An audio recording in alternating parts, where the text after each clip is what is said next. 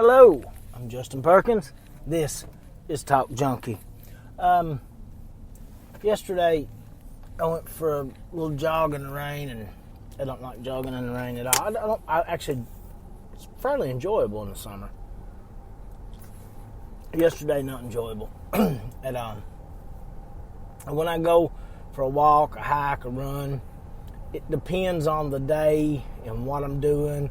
If I'm getting ready for a 5K, usually it's trained to metal music, Slayer, things of that nature, Lamb of God. Actually run the 5K with rap music. I have a playlist of rap music. Basically the only rap songs I have on my phone.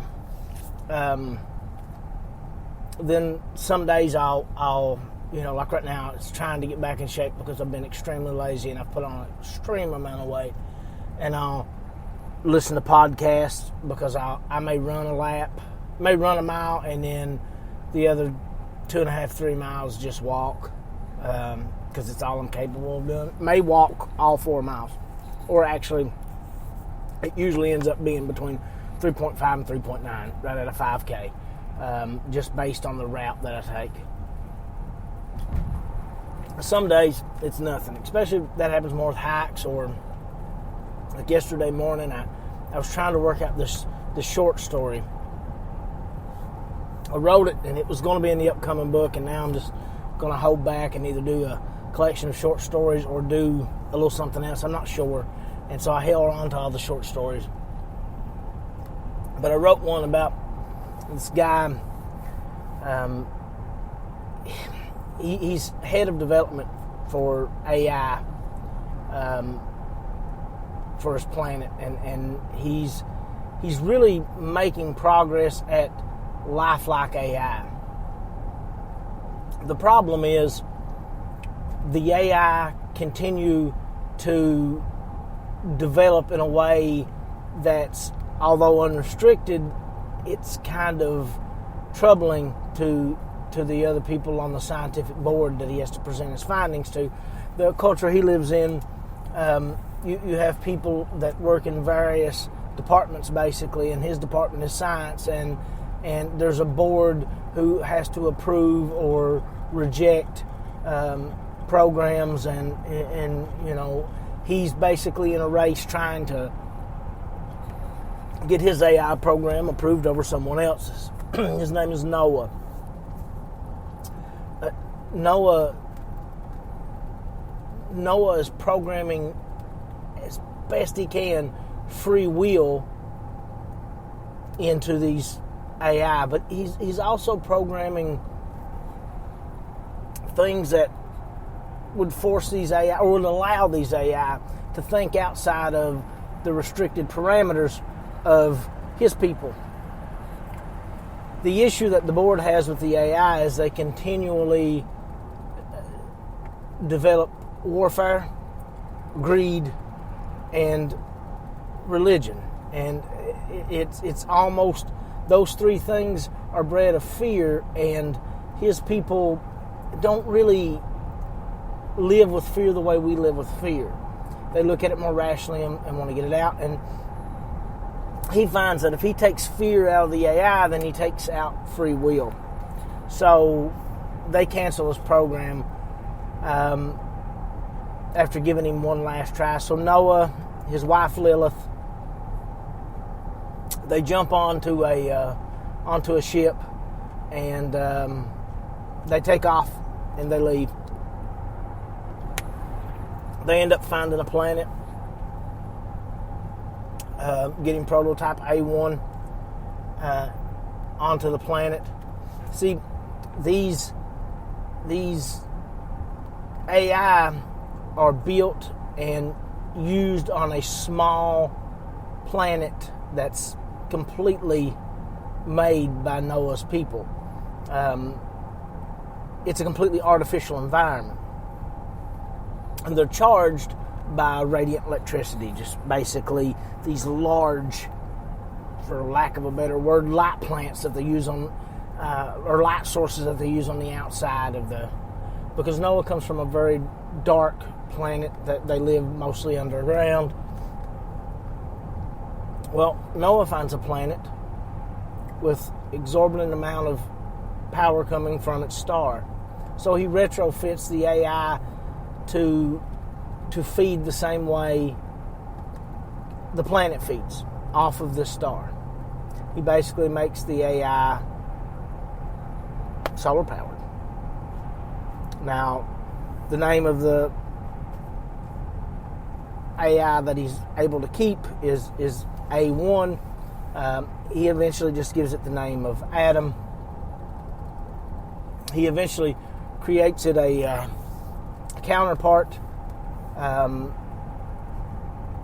and names it Lilith, but his wife is horrified, and there's a problem with the AI, and it has to be terminated, so he develops a second AI named Eve. And see, that was the genius of Noah's abilities. All the other scientists were looking for AI that would be limited in its numbers based on how many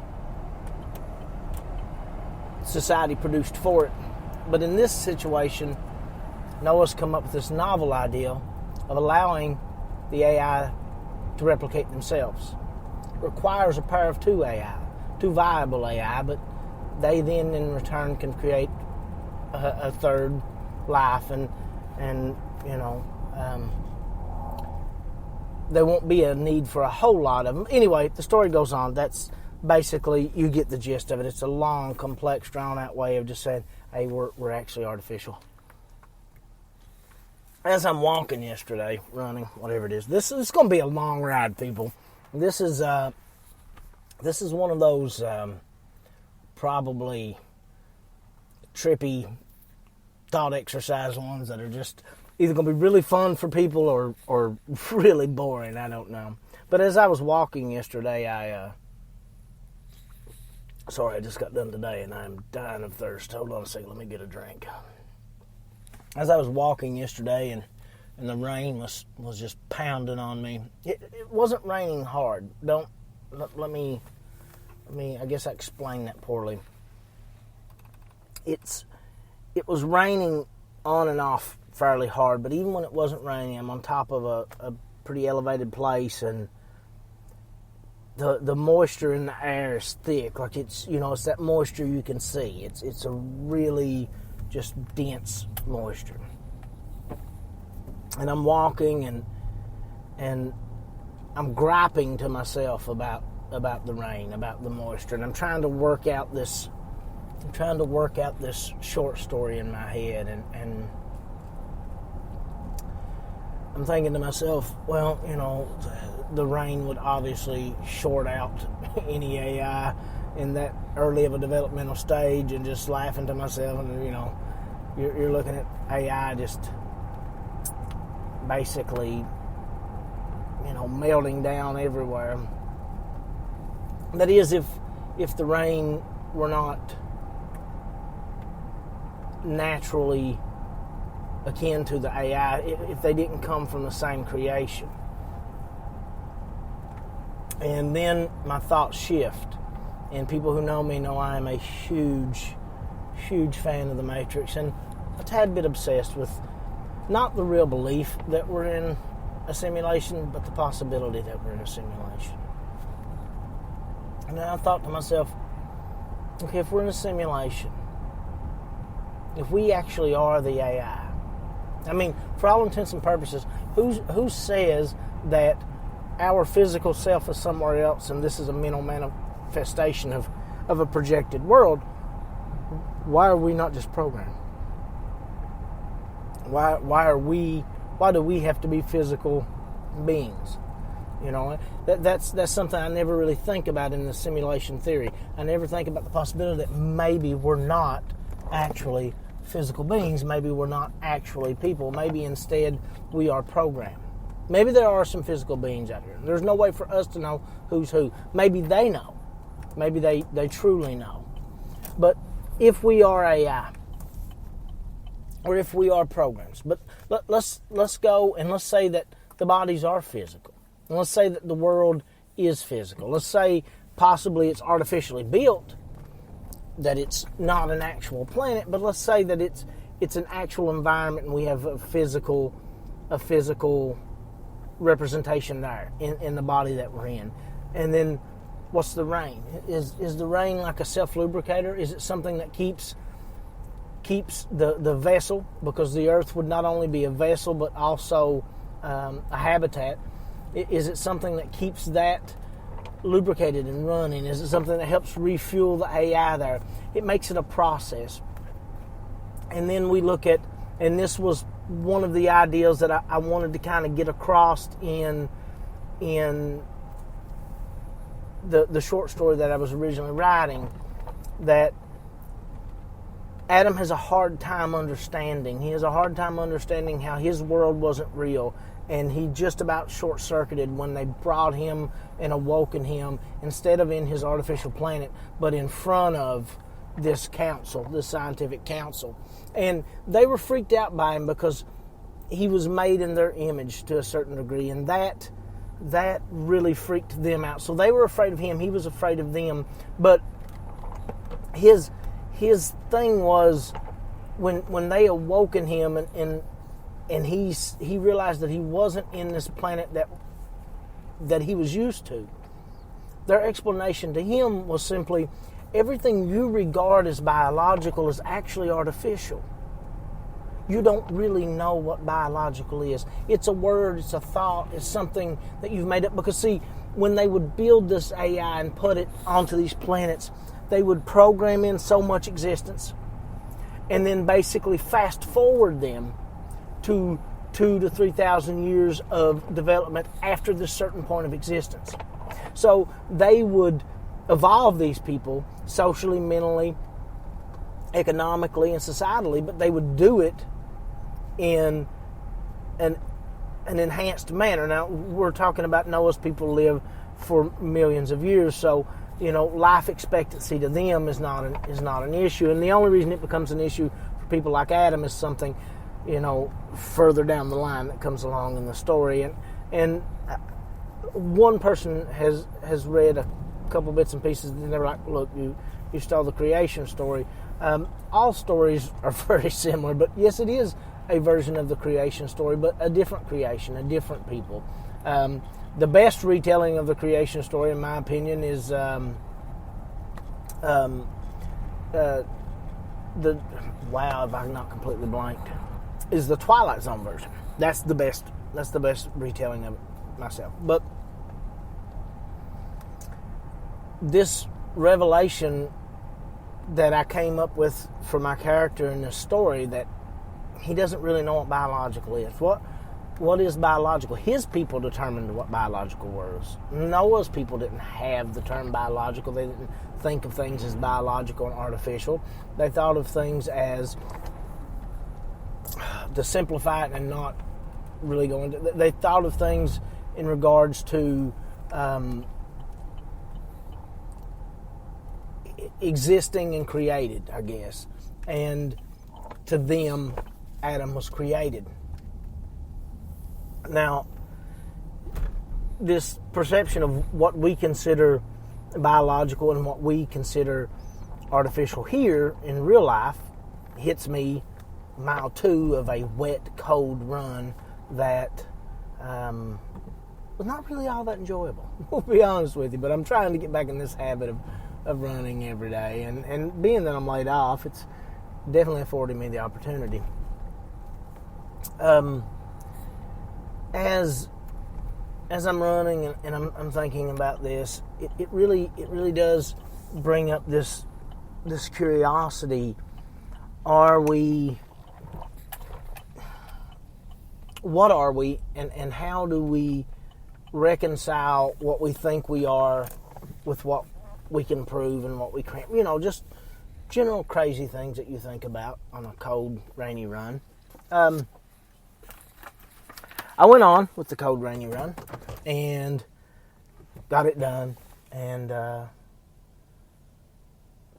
kind of put that to the back of my mind. Went on, had some stuff to do yesterday morning. Kind of got that done. Wasn't feeling great yesterday. Sinuses were killing me. I know everybody's confusing sinuses with Rona, but considering I've been pretty well quarantined. I don't think that's what it was. I think it was just sinuses.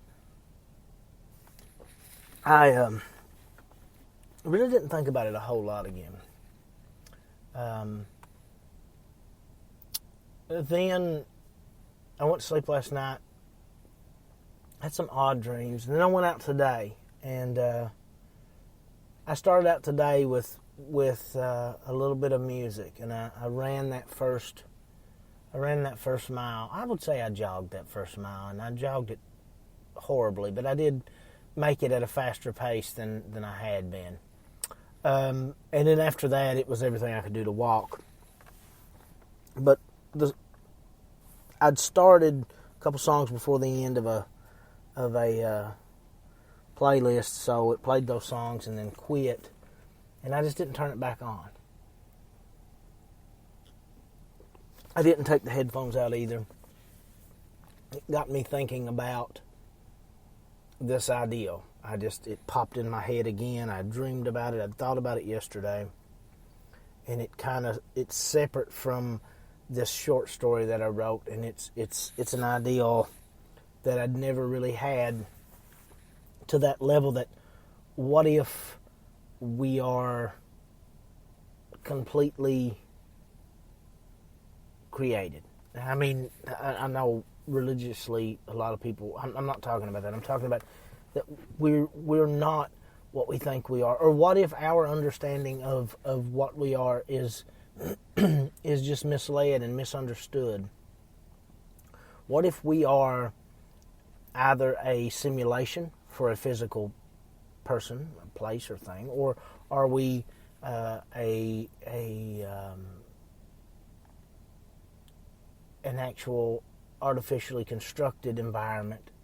And you think about it, and you would go, well, why? And you know, we look at games like The Sims and things like that we create, and you know, we create those just to have a look at somebody else's everyday life, a look at other things, a look at the ability to play as a character and either make it far enough to build an empire or to fall on your face. And you know, that's a very rudimentary, a very basic example of our real life. Imagine the level of superiority that this simulation would be as compared to that simulation. Now, you know, something that I've heard said by a couple of other people is, you know, simulation is always more exciting than real life. Imagine how boring their life would have to be in order to have this be their simulation, this everyday activity. But maybe they don't have a lot of these detailed everyday activities, these restraints.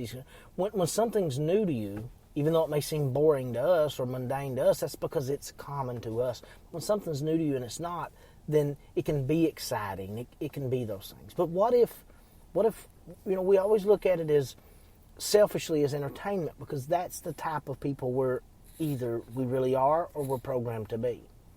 We need things to be entertaining. We need to be selfish about the outcome of things.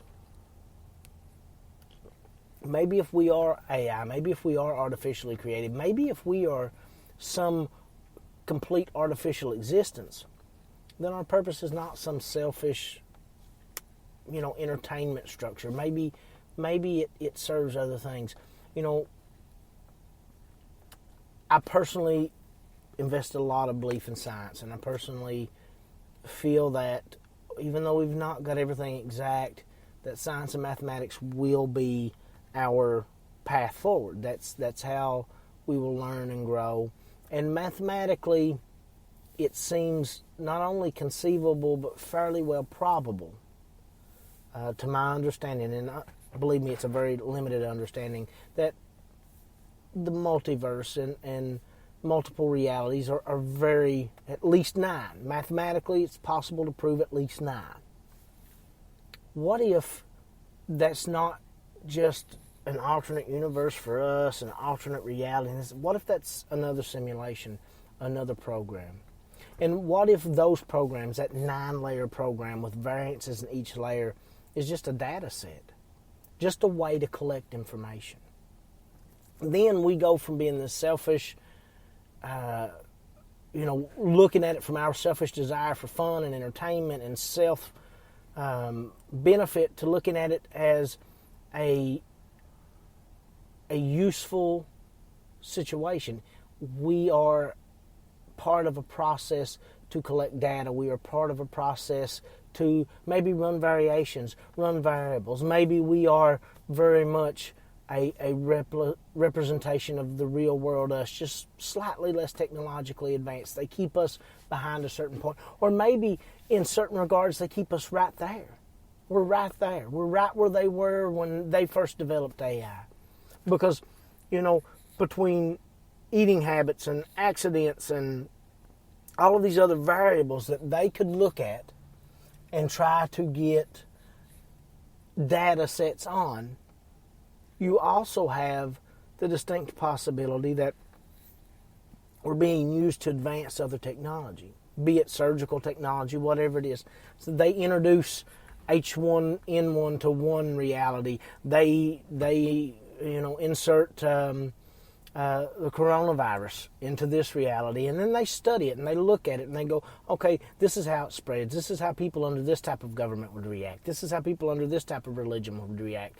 This is how people with this type of treatment would react. And it's the ability to look at a situation before it actually happens, have a data set on it, and not sacrifice real lives, but sacrifice artificial. Maybe that's a possibility.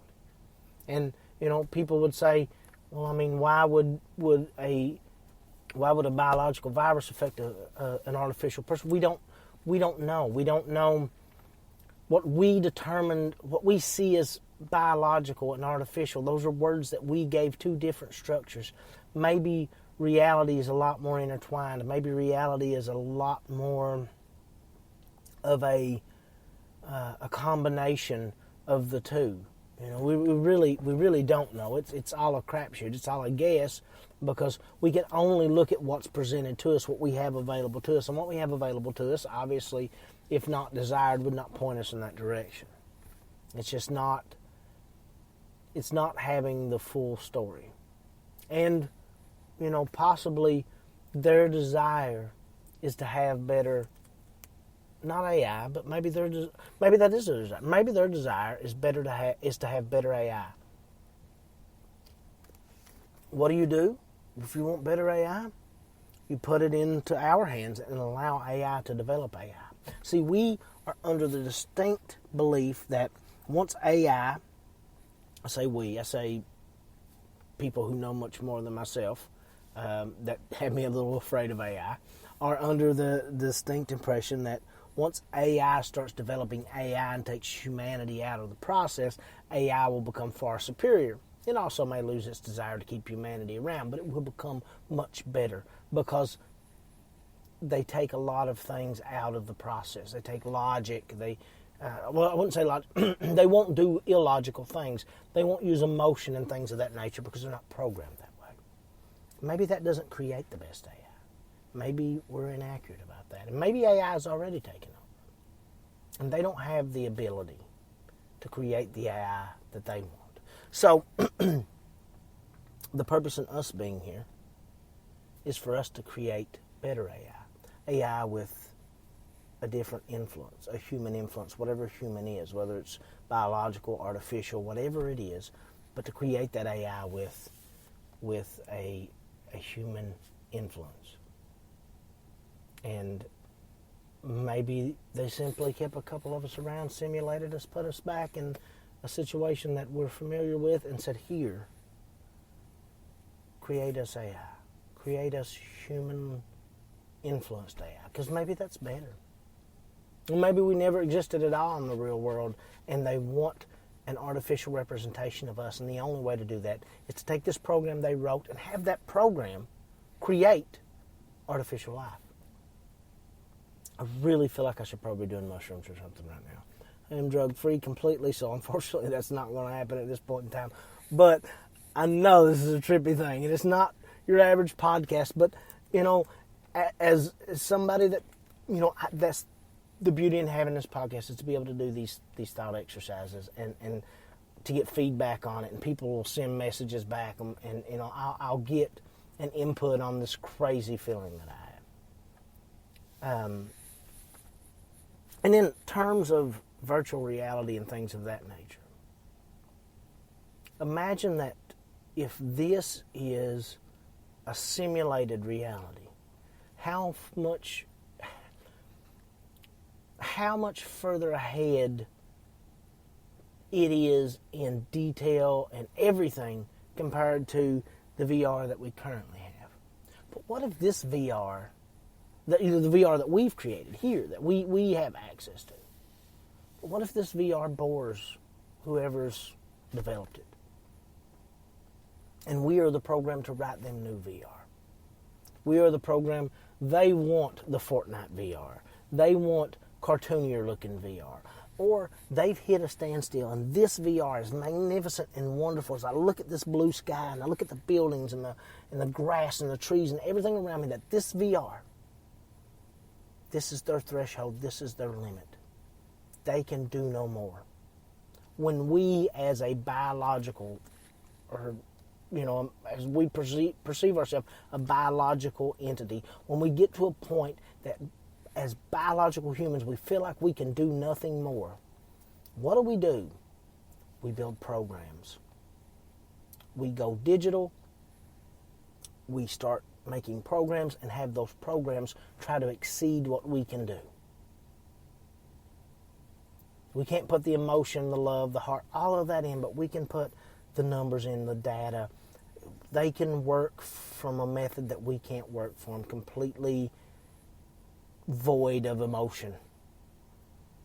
Maybe our programmers wrote us and we are simply a program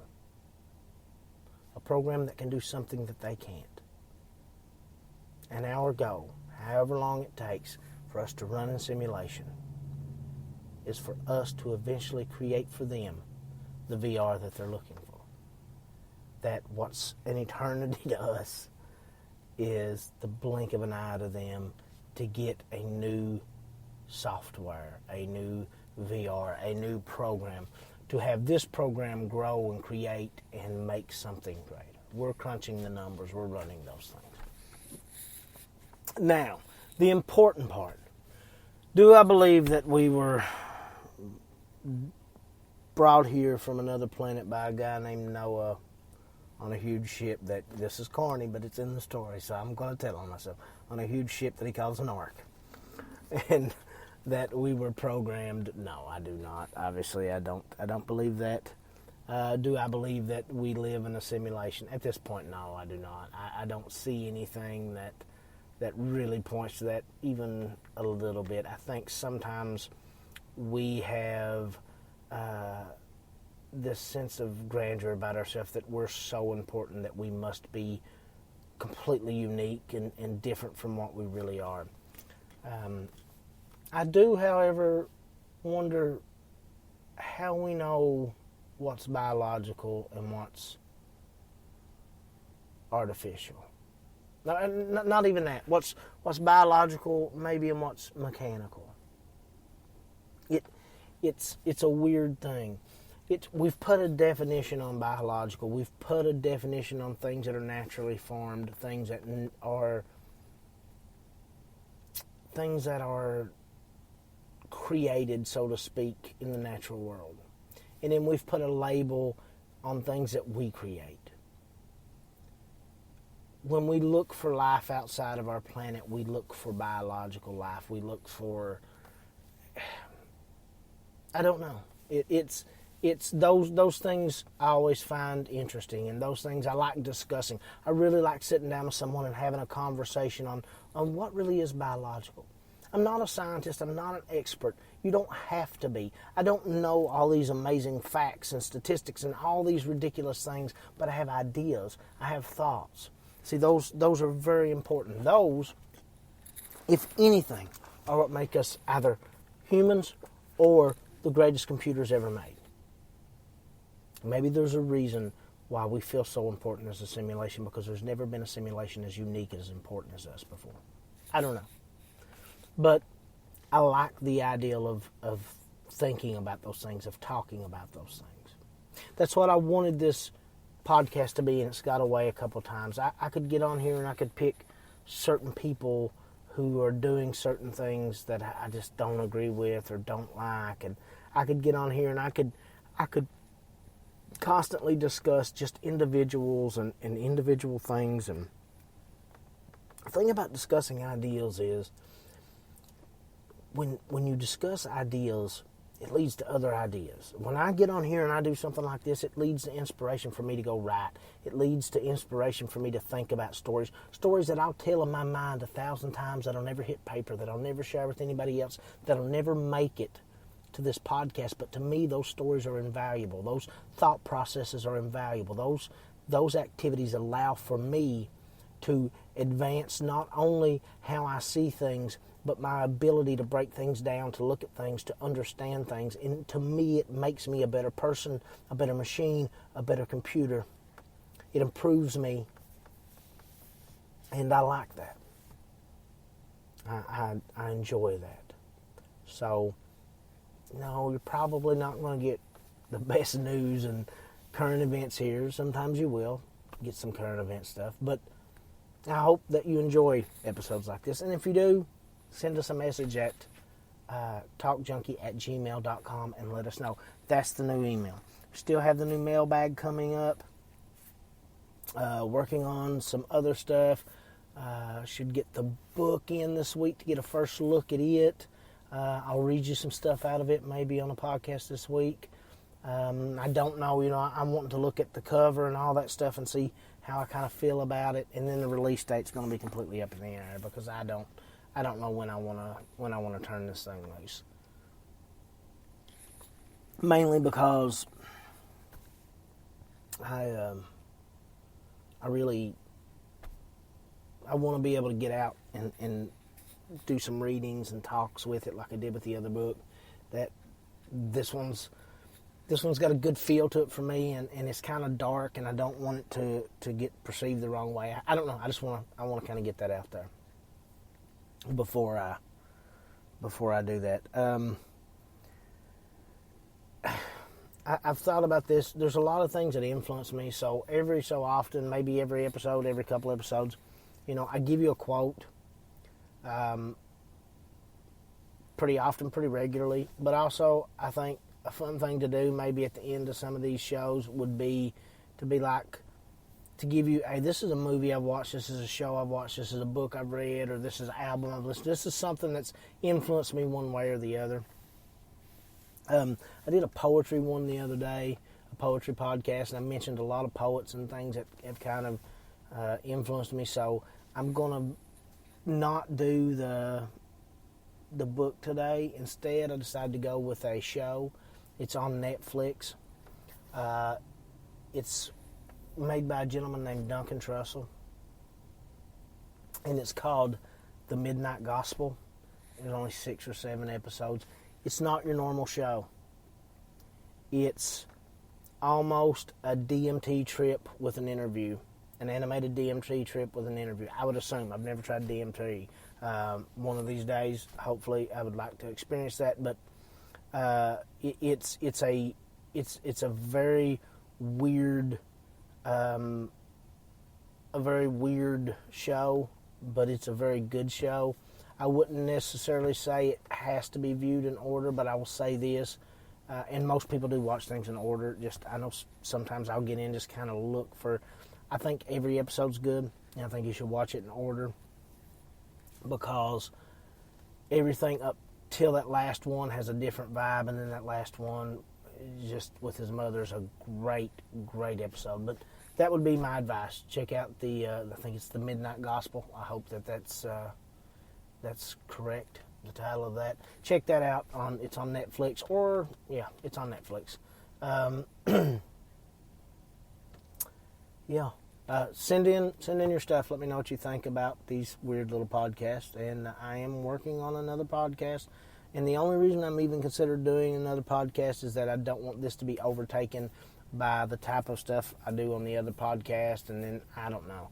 There's still things that technically would qualify for the other podcast that I will probably do on here. Something very similar like what we've done today. But you know. But again, you got stuff coming up. If you want to be involved with the show, send to the mailbag at